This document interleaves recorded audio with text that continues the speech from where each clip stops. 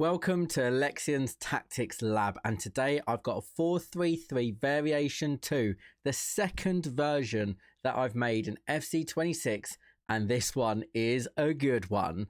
Now, last week I posted a 4-1-3-2 testing tactics from FootDoc that used inverted wingbacks, and well, it was a little bit good. So if you haven't checked out that video yet, check that one out because I've been inspired, so I've taken it to the lab and we're going to test it on a 4-3-3. Now, this tactic got me a 13-2 on PC against one hacker.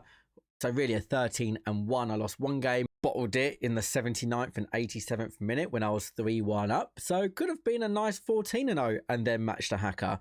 And I did also use it on the console, my PlayStation account, to see how it held up on console. So this 4-3-3 I really believe in, and I used for 30 games in Foot Champs, as well as everything in between before I even got it ready for Foot Champs. So trust me when I say this is Alexion certified. And if you are looking to purchase any FC26 coins or points, then check out eldorado.gg. Not only do they have FC points and coins, they've also got other in-game currencies for other games.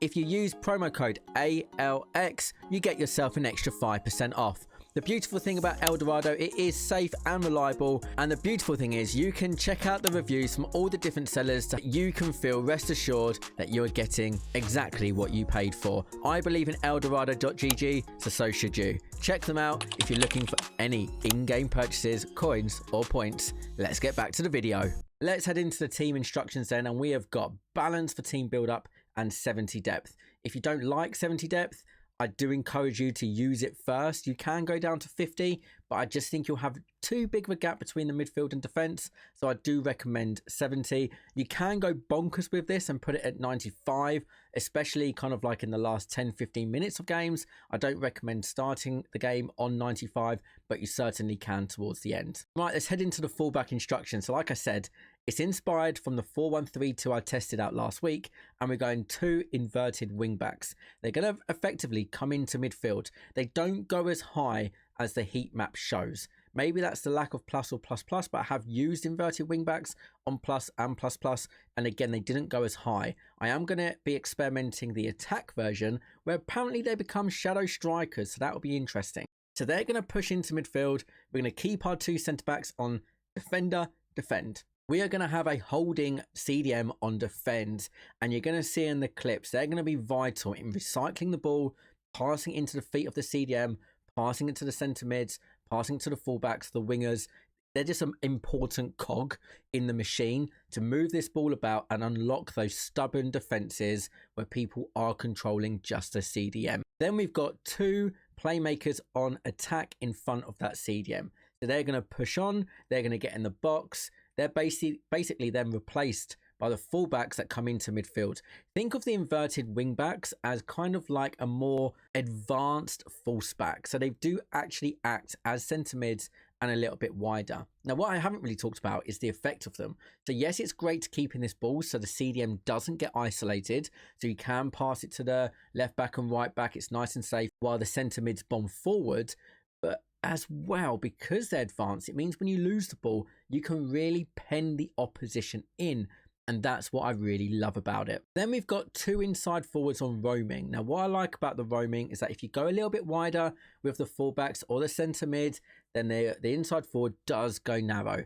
If you burst through the middle, the inside forwards stay wide. I do like the roaming because it adds a little bit of unpredictability of where the wide players are going to be. The centre mids are quite predictable with their movements. They're kind of on train lines. They're going to move up, they're going to move down when they attack. And then you've got the inside forward roaming that pop up wherever and whenever. So it's a really nice combination. Next, we've got a false 9 on attack. I did use false 9 on build up at parts, but I preferred the attack because then you get kind of like the payoff of counter attacks as well as being able to break down opponents that are being stubborn in their defending. Now, what I like about the false 9 is that in the box, if you fire it to the feet of the false 9, they're going to be in front of the defender to receive the ball. when you've got advanced forward, when you've got poachers, when you've got even target forward, I'll be honest with you, they can go behind the defender and then they can get a little bit lost. So the code is on screen now because I know how much you loved a code being put in the video. So the code is on here for you to pause it, to copy it, whatever you want to do with it. But that is the 433 version 2, probably my most extensively tested tactic so far. But like I've said before on Twitter, on X, I live and die by the reputation of the tactics I put out. And I've been putting out a lot of tactics in FC26 because I've been playing a lot of FC26 on 2 accounts, PC and console. I really, truly believe in this 433 variation 2. It's better than the first version I put out. Now with the inverted wingbacks, let me know in the comment section below how you get on. A like is massively appreciated. The support on the channel is crazy. And if you are new, a sub really does help me out, and hit that bell notification. I can see that there's 10% of you guys. There's 10% of you of the bell notification. Let's see if we can get that up to 12% for the next video. So thank you so much for the support. Let me know how you get on, and I'll catch you soon for some more FC26 content. Take care.